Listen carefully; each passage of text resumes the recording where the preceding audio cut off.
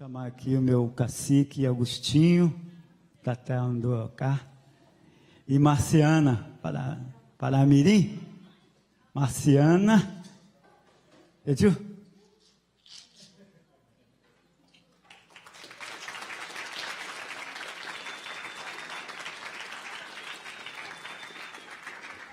Falar um pouquinho, né?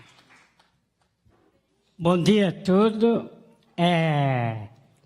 Eu fiquei muito emocionado de estar aqui hoje. Que já estou aqui. Meu nome é Agostinho da Silva, eu sou cacique. Meu nome diz Caraí Tatende. Nunca aconteceu isso aí. Eu estou 30 anos aqui no Paraty.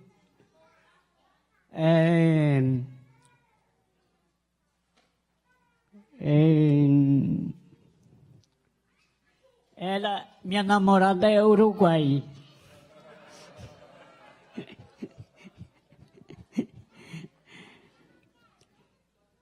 Então, vários idiomas.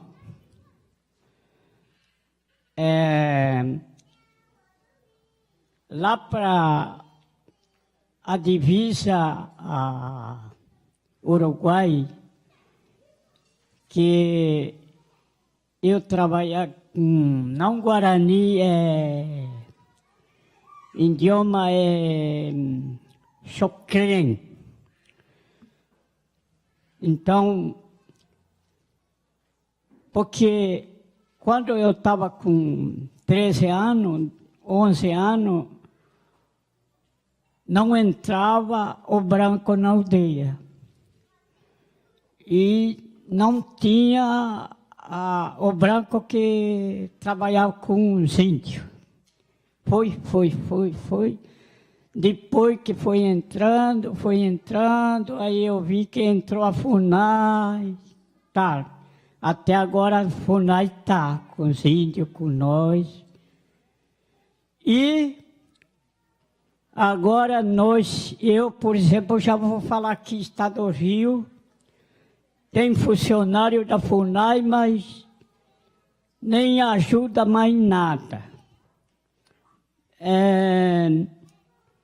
Aqui eu conheço, já foi 7 prefeitos, nunca ajuda nós também, município de Paraty. E quem é... Como é que é o nome? O patrão aqui?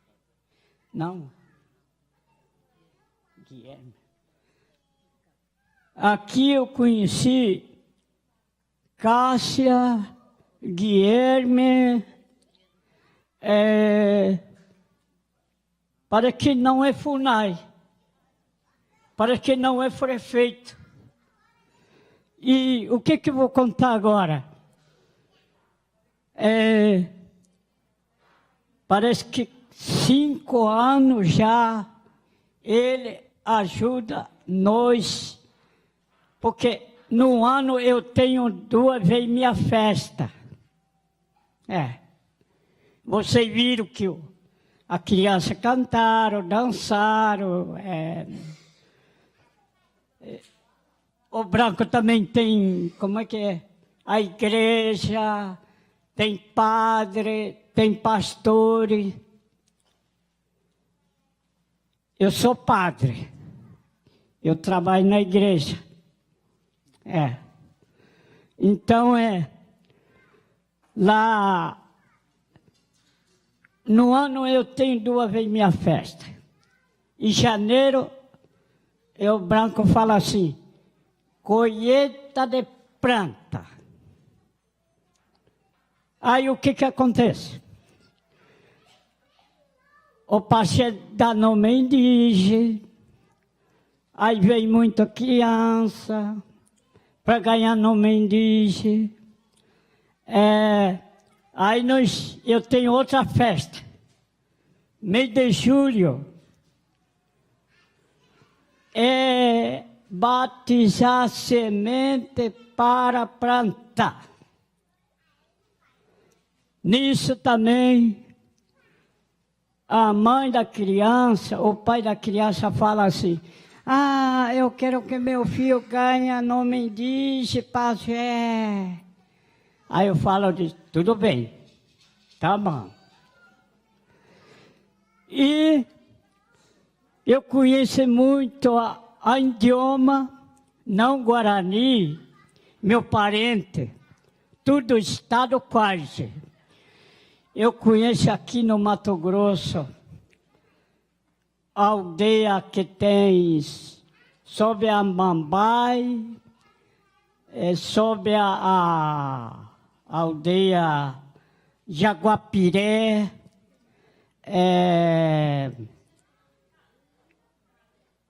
costa a divisa com o Paraguai. E aí eu venho para o sul. Aí eu conheço a divisa para cá, vem até no Rio. Então, eu falo 7 idiomas. E agora, nós falamos assim, o índio não sabe falar, não tem a igreja, ele só anda assim. O que ele fala aqui também? Aqui, vários aqui no Paraty. Talvez quando eu venho para a cidade, eu fico muito bravo também. Eu volto bravo para casa. Por quê? Ele fala assim, pajé, o que você come? É certo que você come gente, você come cachorro, é certo? Pô, aí eu fiquei muito chateado, eu fico muito chateado. Mas a gente viu que não foi, que não aconteceu isso ou nada. Aí a gente põe a mão, põe Anderô. Me ajuda. Então, hoje nós estamos aqui, eu estou aqui hoje com a minha família, eu fiquei muito alegre, porque Débora, Carla, que me trouxe hoje para me estar aqui de novo, eu fiquei muito contente. E eu quero, daqui, a gente fala assim, será que daqui um ano vai acontecer de novo isso? Aí a gente espera, vai 3, 4 anos, 5 anos, depois acontece de novo. Aí nós vamos estar tudo aqui de novo. Eu fico muito contente e muito obrigado. Vamos abrir para perguntas? O que vocês acham da gente conversar um pouco e conhecer um pouco mais, né, de algumas histórias? Quando a gente fez o convite ao Marley, uma das coisas que me chamou a atenção são as várias perspectivas com as quais ele dialoga com a educação, né? Ele como educador na aldeia, ele como educador em escolas de branco, ele como pai de uma criança, né, como pai de várias crianças que estão em escolas diferentes, e ele como educador de si mesmo.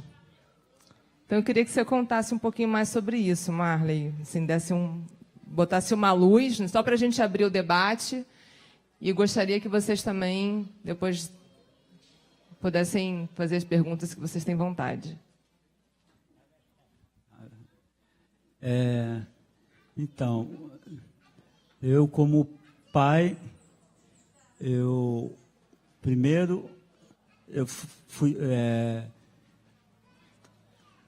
procurei ser mais o meu espírito de índio. Por quê?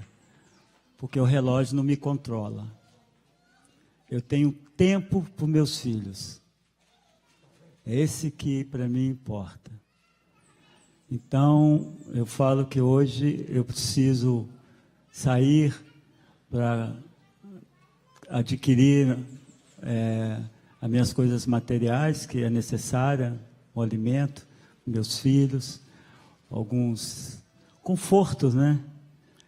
Aí eu tenho que correr atrás. Aí eu ganho um pouquinho ali, de pirapiré, de dinheiro,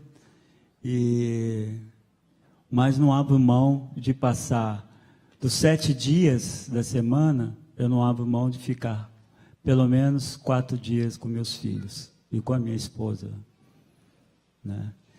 Então, eu agradeço muito a Yanderum que eu consigo isso. Eu sei que não é fácil na cidade você ter tempo para os filhos, mas é uma escolha. E essa escolha a gente tem que estar muito consciente do que a gente vem fazer aqui, escolhido por eles, né? Porque é eles que escolhem o pai que querem. Então, eles vêm e me escolheram para ser vamos dizer, uma raiz que eles precisam sentir que está forte. Então, eu como pai, eu tento viver assim. E como educador, como professor, eu procuro buscar essa essência e enfrentar o sistema, que é não ter diploma. Não que isso, não estou aqui dizendo que uma universidade ou que uma escola não seja essencial para o crescimento, mas é uma escolha. Difícil? É difícil, mas também é difícil formar, ter uma profissão e trabalhar de segunda a sexta ou de segunda a sábado e depois perceber que não teve tempo para si mesmo, não teve tempo para os seus antepassados, para os seus amigos, para a sua família. E acho que é isso que a humanidade está aprendendo, né? Que esses modos de vida assim realmente está cada vez mais dificultando a gente a ter uma mente tranquila. Aí às vezes pergunta, por que sei lá, você vê o nosso Tiramonha aqui, ele tem 98 anos. Marciana, 89, 88, me parece. Porque eles dão tempo para eles mesmos. Né? Eles têm tempo para eles, têm tempo para observar os filhos, observar toda a essência da família. Né? E talvez se ele estivesse no mundo moderno, no mundo da influência que nosso povo brasileiro tem do consumismo, né? Que vem dos Estados Unidos, isso eu posso falar claramente, que as nossas influências materiais são muito americanas, né? E vocês sabem que eu trabalhei muito tempo numa escola Waldorf, que também trabalhava com uma certa diferença, que também trabalhava com a filosofia de Krishnamurti. Quem não leu, procura ler alguma coisa de Krishnamurti, foi um indiano. E que eu conversando com o meu chefe lá na época, um suíço, e ele viveu na Índia, né? Estudou em escola Krishnamurti e viveu nos Estados Unidos. E ele me falou que havia uma grande decadência do ensino americano e que as escolas americanas estavam buscando a formação pedagógica de uma visão Krishnamurti. Então, eu sei que existem muitas escolas Krishnamurti hoje nos Estados Unidos. E a gente passa para a gente que são países desenvolvidos, né? Na educação, na faculdade. As faculdades são... Mas será se nas periferias dos Estados Unidos o ensino tem a mesma qualidade das cidades grandes, cidades médias nos Estados Unidos? Eu acredito que não. Até a diferença de salário, eu acredito também que seja. Então, acho que nenhum país pode-se dizer que tem uma educação melhor, né? Então, dentro da educação, eu penso dessa forma, em estar sempre buscando conhecimento. E, primeiro, na simplicidade, na humildade de compreender o que é ser humilde, simples, e, ao mesmo tempo, aprender.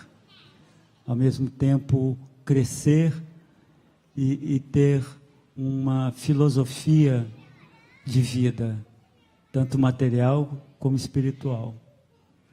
Acho que é um pouquinho. É um pouquinho que eu venho aprendendo. Ainda falta muitos rios para eu descer. Por isso que eu peço em Anderon que me deixe um pouquinho mais aqui. Para eu poder descer muitos rios, muitas correntezas, enfrentar, para realmente meu espírito, quando for, ele se dissolva. Que acho que nossos espíritos têm que dissolver. Eles não podem ficar pairando, não. Eles têm que dissolver. Que é como pegar vários grãos de semente e jogar. E aí, espero que meu espírito consiga virar muitas sementes e jogar por aí. E é isso. Se alguém tiver alguma pergunta, quiser. Verdade, eu tive a oportunidade agora de ouvir a sua fala, que a gente já se conhece desde a época que eu cheguei aqui em Paraty, mas eu nunca tinha ouvido exatamente como é que foi a sua história. E é muito interessante como tem coisas muito parecidas assim, em relação ao que você conta quando você percebeu, né, que com a educação juruá, né, com a educação do branco, algo acordou, né, que teve um momento que você, olha, alguma coisa gritou dentro de você para que assumisse essa outra vida e nascer nessa outra vida. Assim. Isso só a pessoa que passa por isso que sabe exatamente o que você vivenciou e sabe como isso é também, né, forte e algumas vezes doloroso, assim, o processo, né? Mas a minha pergunta tem a ver com o contexto da educação que a gente encontra nas nossas redes, né, de educação. Não é tanto na parte biográfica, mas também vai falar isso. Tem a ver o seguinte, se como aconteceu com você, alguma coisa gritou, né, e falou assim, isso sou eu, né? Mas no nosso nome de cartório não tem essa história, essa herança, essa ancestralidade, né? Porque também vivemos numa nação um tanto mestiça. E o lugar da ancestralidade colocado no nosso sistema educacional é relegado a momentos como, né, 19 de abril, né, dizendo Dia do Índio, sem nenhum momento de crítica, nem reflexão que dia é esse.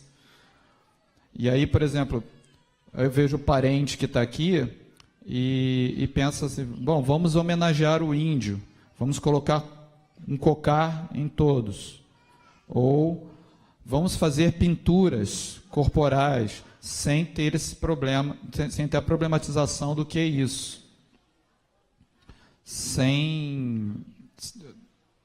Na verdade, abrindo somente um momento para se experimentar o que é, né, ser índio, né, no dia 19 de abril. E isso acontece fora da escola também, porque o processo educativo não fica somente na instituição escolar. Isso acontece com a nossa medicina. A nossa medicina, que é levada para curar corpo, mente, espírito, vai sendo mal aplicada, para momentos do indivíduo ter um vislumbre, sem nunca pensar que aquilo é uma medicina, né? Seja o rapé, seja a ayahuasca, seja a jurema. E se você vai na aldeia, você sabe que é medicina, porque falta a sesi, né? Falta a funasa, né? Eles têm, mas falta. E aí você tem que lidar com isso, né? Dentro de uma sala de aula, opa, hoje é dia do índio, e você, ao gritar, né, essas questões, fala assim, não, eu tenho que descolonizar isso. A minha pergunta é, e aí? Como que a gente faz isso? Né? É interessante essa questão. Eu aprendi a entender o seguinte, nós não estamos aqui para brigar com o sistema, para falar com ele, assim, oh, eu sou isso, eu sou... Não, está errado. Não temos que apontar o erro de dentro de uma educação, da forma que eles agem. É nós, indígenas, que temos que pensar como temos que oferecer essas coisas. Eles fizeram essa data, que bom. Pelo menos vão falar, como se diz, né? Falando bem ou mal, mas falam de mim. Eu pensei, por exemplo, antigamente aqui em Paraty, alguns anos atrás, chamavam as aldeias Guarani para ir nas escolas, fazer apresentação. Aí o coral ia lá, cantava, 1, 2, 3 músicas, eles estão ouvindo. Na 4ª, 5ª, 6ª música, já não estão ouvindo mais, porque nosso canto é um mantra. Então ele não tem várias, como diz, notas musicais diferenciadas. É um mantra. Aí eu conversei na aldeia com o Nino, que é o líder que é o nosso maestro do coral, junto com o nosso Tiramões. Não, agora a gente vai descer. Mas nós vamos descer assim. Querem que a gente desça? Nós vamos descer, mas primeiro vai ter uma palestra. Vai ter o Nino que vai falar do coral, o que significa o canto, o que significa o coral dentro da aldeia, que faz parte da nossa educação. Aí tinha o nosso outro parente, o Vilmar, que falava da área de saúde, que ele falava tanto da medicina que ele conhecia, como agente de saúde da aldeia, através da CESAI, que ele aprende um pouco a usar os remédios alopatas, e então ele também tem que saber explicar isso. Da educação, tinha o Nírio, tem o Nírio, né, que mais não mora hoje na aldeia, que é o filho mais velho do cacique, que é até formado na faculdade indígena, que é professor lá no sul, e nós passamos a ser assim. E eu falava, primeiro vai falar os nossos Tiramões. Então, o Agostinho, Marciana, primeiro o Agostinho falava, porque nós, indígenas, ouvimos primeiro os mais velhos. Eles têm que falar primeiro, depois nós vamos falar. E aí, a Secretaria de Educação de Paraty, na época, perceberam que tem que ser diferente. E nós que temos que fazer essa diferença. Não esperar deles. Então, vai lá, o coral vai cantar, mas primeiro vai ouvir quem somos nós. Saber que nós temos educação, saber que nós temos medicina, sabemos que nós temos ciências, que somos arquitetos. Puxa vida, o índio tem que ter diploma de arquiteto, cara. Ele constrói a casa dele sem ter um medidor, aquelas fitas de medir.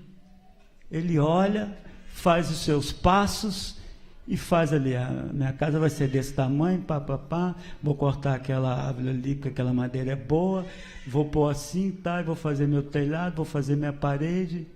E aí? Imagina se todos aprendessem isso, seja índio ou não índio. Pô, a gente não ia ter ninguém sem teto, né? Tanto é que a gente fala com o jovem, se você quer casar, constrói sua casa. E ele tem que construir. Então, essa é uma maneira da gente se fortalecer. Não falar, não tem nada a ver esse dia 19 de abril. Não. Para nós não vão fazer diferença nenhuma, 19, 20, 21, 22, 23, seja o que for. Mas quando nos chamarmos, vocês vão ouvir primeiro o mais velho. Depois você vai ouvir aquele professor, aquele da ciência, aquele da exata. Né? E é assim que a gente tem que enfrentar essa forma. E não falar com eles que eles estão errados. Porque isso não vai. A criança pequena não vai entender isso.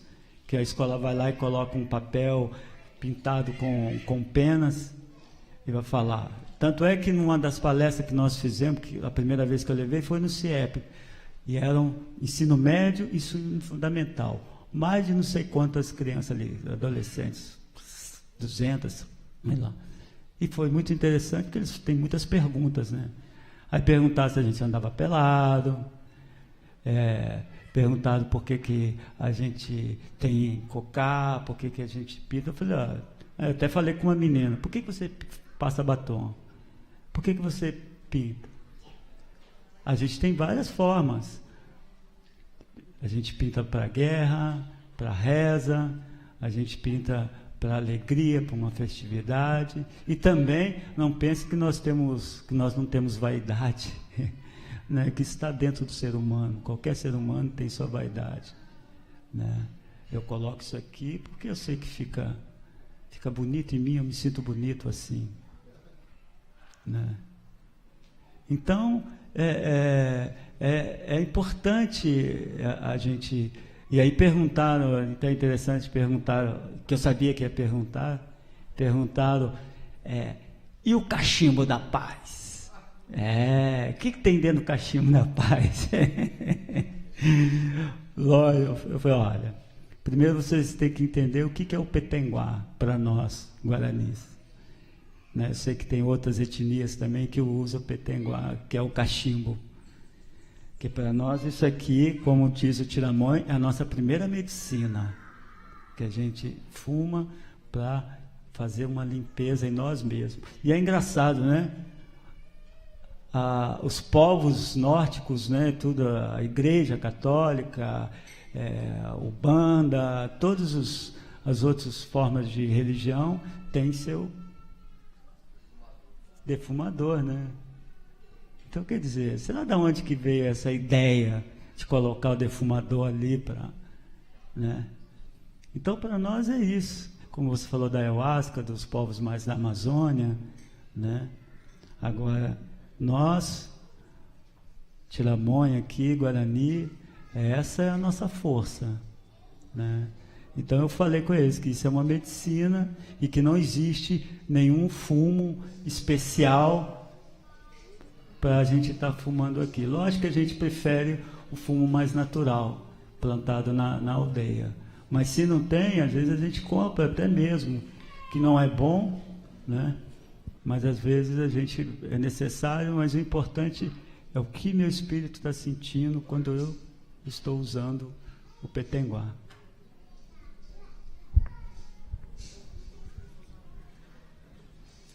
Obrigada, fiquei muito emocionada ver vocês cantando aqui, muito lindo toda essa fala. E a minha questão é, vendo vocês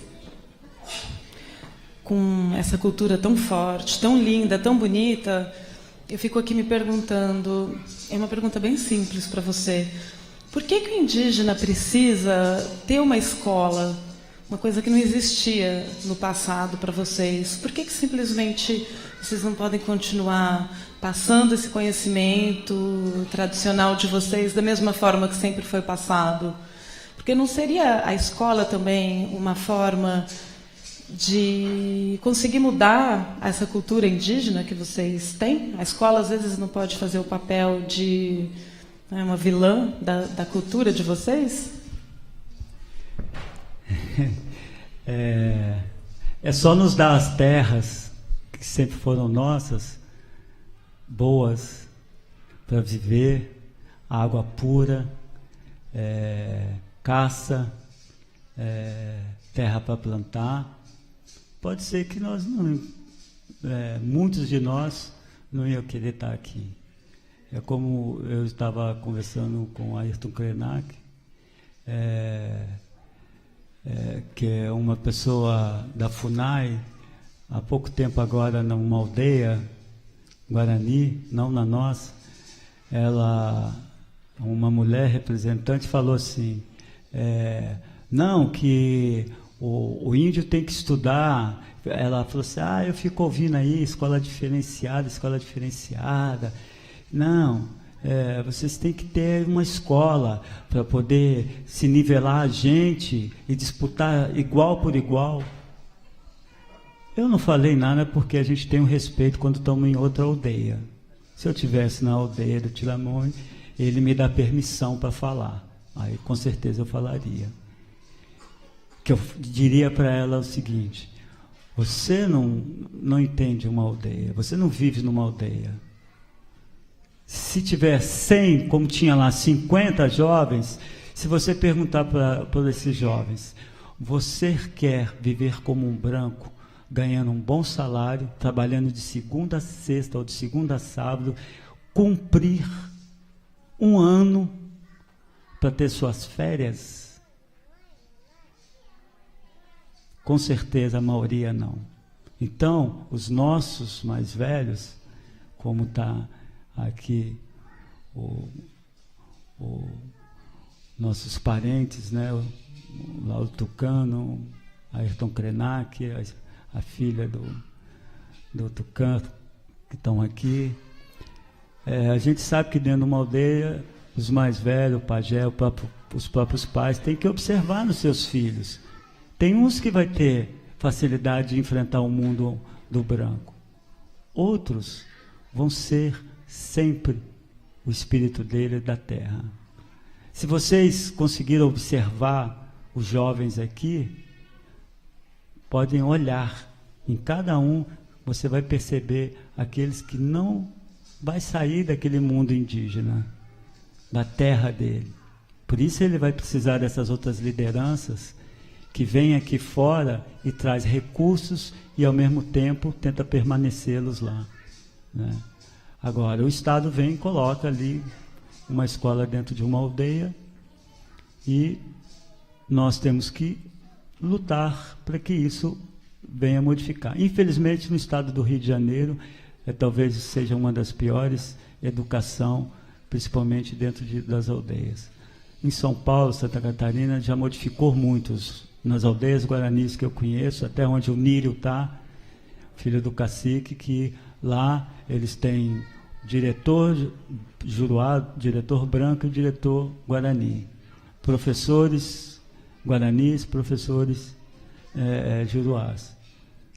Para quê? Para que seja um equilíbrio, né? E dali você vai tirar alguns que vão ser líder e outros que vão permanecer na espiritualidade da sua parte indígena. Então, eu gostaria que a gente tivesse terras muito boas. Todos os povos indígenas tivessem uma terra maravilhosa com a nossa é boa, entendeu? A gente com certeza ficaríamos lá, né? E hoje nós estamos lutando para quê? Para que chegue, quer nos conhecer, vai até lá. Eu até falo muito, eu tenho não falo respeito, falo um amor imenso pelos dois, pela simplicidade dos dois, pelo conhecimento deles. E eu falo que não precisa ir a Compostela, sobe a aldeia Araponga e senta um pouquinho com eles na casa de reza. Aí vai sentir muita, muita força. Boa tarde. Eu queria fazer uma reflexão. Marley muito bem colocou no começo ali da reflexão dele a respeito de escolas ditas novas, assim, né, modernas e tal. Que ele falou o seguinte, que o importante é a essência, né, do processo da escola, que ela vai guiar o resto.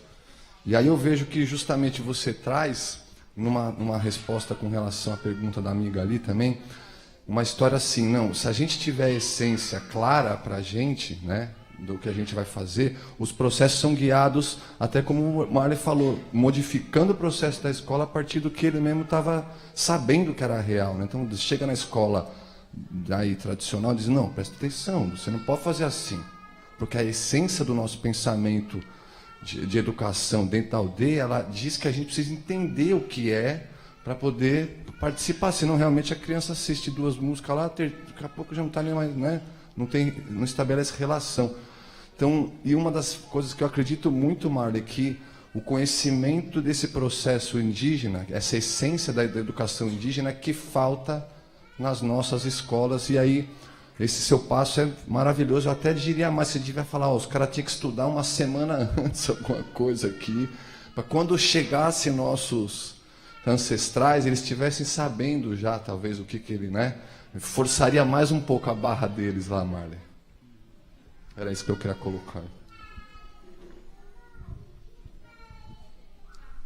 É isso mesmo. É igual falar assim, eu ouço muito assim, a criança hoje não gosta de brincar, ela gosta do computador e tudo. Isso é uma mentira danada. Que criança que não gosta de brincar? Toda criança gosta de brincar, a gente tem que estimular. Isso faz parte da educação. O brincar de pique.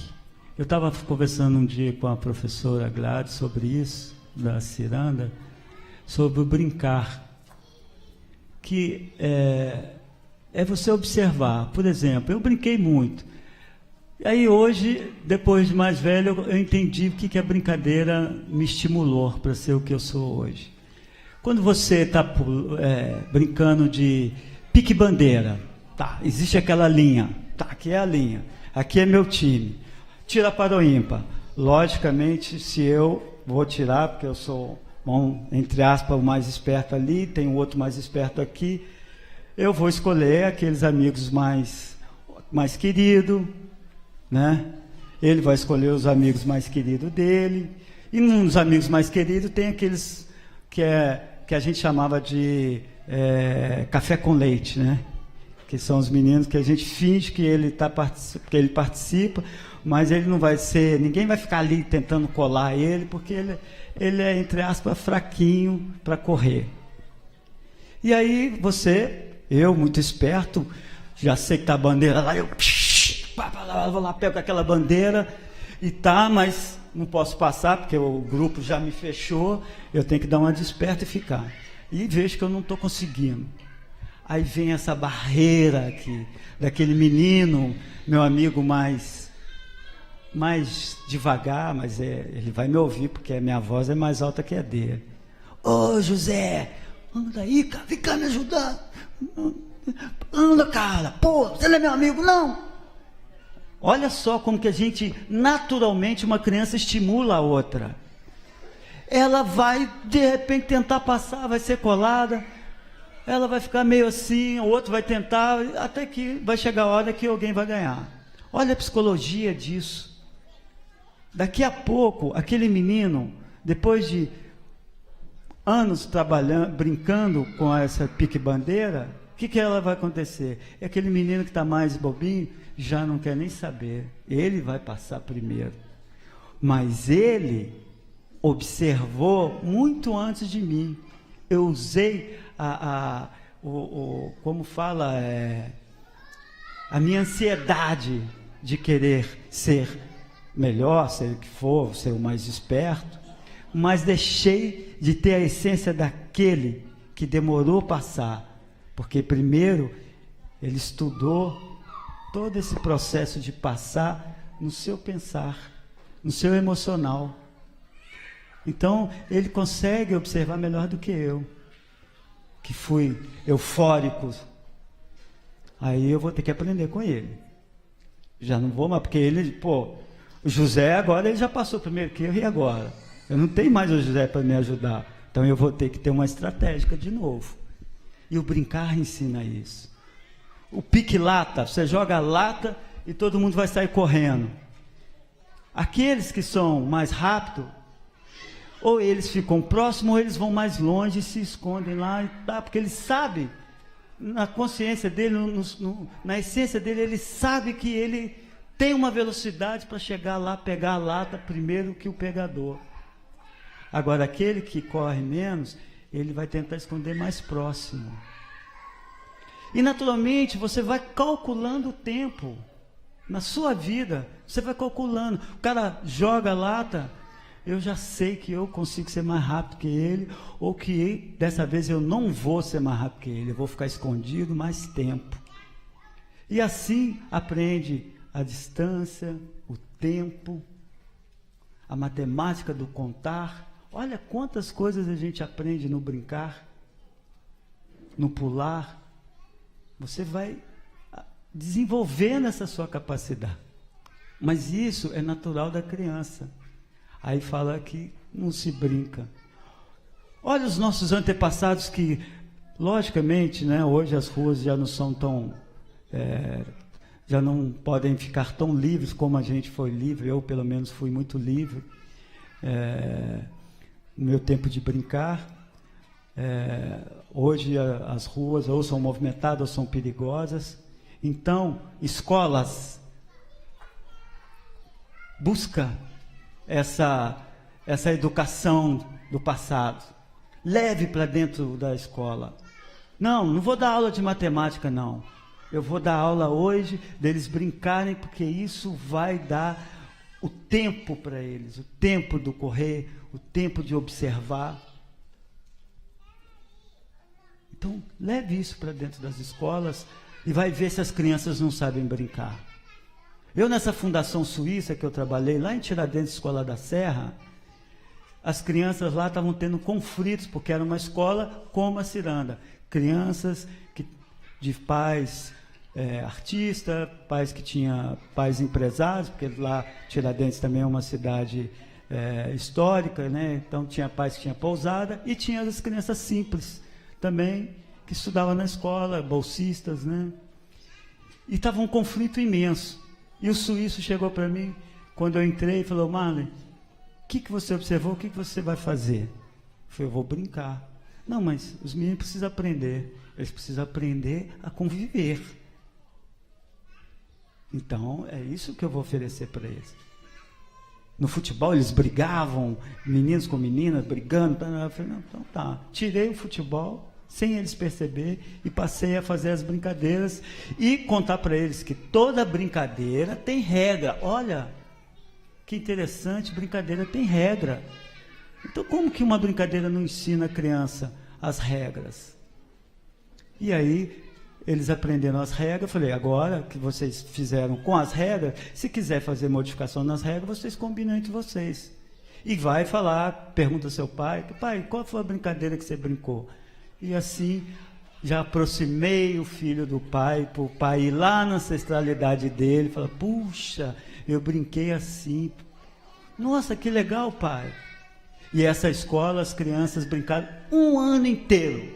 No último, faltando poucos dias para terminar a aula, eu chamei eles para jogar futebol. E mandei o suíço não chegar na escola, vim escondido e observar. E falei: aqui está a bola, vocês já sabem a regra do futebol, vocês dividem o time e vai jogar bola. Sem juiz. Vocês são o juiz. E eles brincaram, jogaram bola, tiveram falta, discutiram, mas jogaram bola. E todos participaram. Por quê? Porque eles foram ali aprendendo regras. Né? Como eu falo, toda liberdade tem a sua... como se diz? Toda liberdade tem as suas regras também. Ninguém é livre demais para chegar aqui e fazer o que quer. Se você não observar, você não se sente livre. Para me sentir livre aqui, eu tenho que observar quais os espaços que eu posso ocupar e que eu não interfiro na ocupação do outro. Então, é uma das coisas que eu falo com firmeza. Brinquem. Brinquem nas escolas, que é uma das raízes da educação. É o brincar.